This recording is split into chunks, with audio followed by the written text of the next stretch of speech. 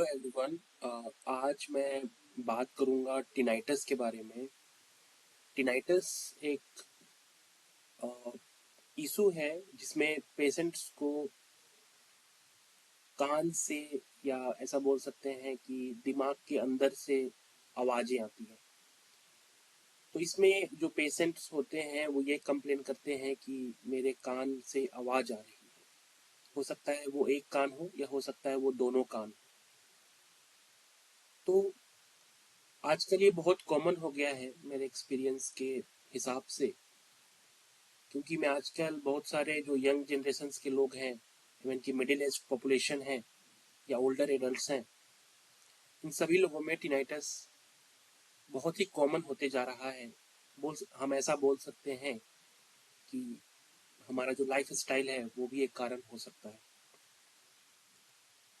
तो इसमें जो मेनली जो पेशेंट्स हैं ये कंप्लेन करते हैं कि हमारे कान से आवाज़ आ रही है, ये हमिंग या रिंगिंग या बजिंग या रोरिंग क्रैकलिंग ऐसे साउंड्स उनको कान से सुनाई देते हैं। तो देखते हैं कि इसके क्या क्या कारण हैं। इसका जो पहला कारण है वो है कि अगर किसी कारण से आपके कान में कोई इन्फेक्शन है या कोई ब्लॉकेज है, वो एक कारण हो सकता है टिनाइटस का। एजिंग एजिंग का मतलब हमारा उम्र जब बढ़ता है वो भी एक कारण हो सकता है टिनाइटस का। या नॉइज एक्सपोजर, बहुत सारे ऐसे लोग हैं जो नॉइजी एरिया में काम करते हैं, वैसे लोगों को भी हो सकता है। सर्टेन मेडिकेशन, कुछ ऐसी दवाइयाँ होती हैं जिनके कारण भी कान से आवाज़ें आती हैं।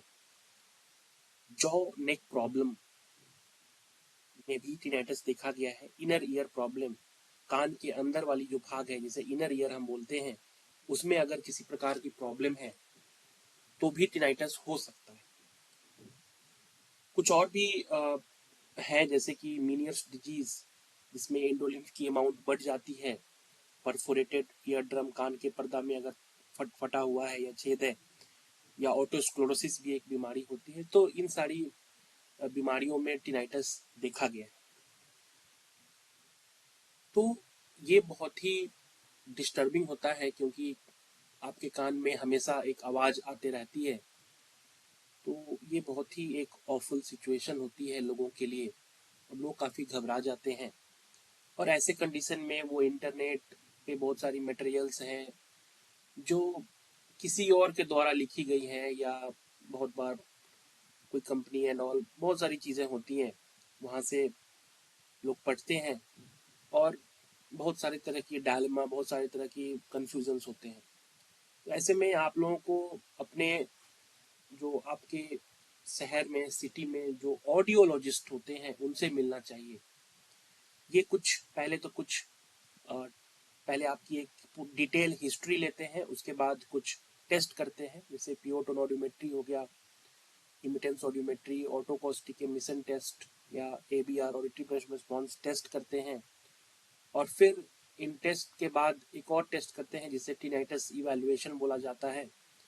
और फिर वो डायग्नोस करने के बाद ट्रीटमेंट स्टार्ट करते हैं। तो ऐसे कंडीशंस में आपको जरूर ऑडियोलॉजिस्ट से मिलना चाहिए, रदर दैन परेशान होने से एंड ऑल। आपको ये जरूरी है कि आप एक राइट प्रोफेशनल से मिलें।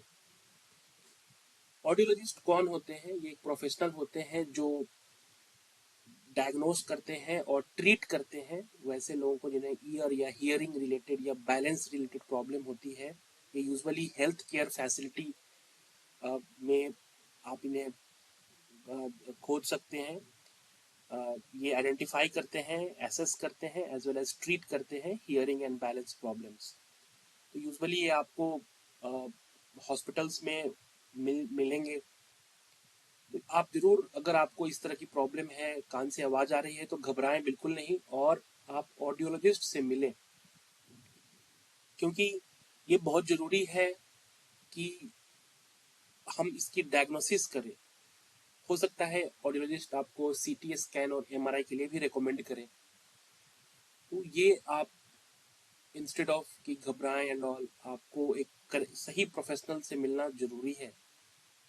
इस तरह की अगर प्रॉब्लम है तो आप जरूर मिलें। ठीक है, थैंक यू, मिलते हैं फिर अगले वीडियो में।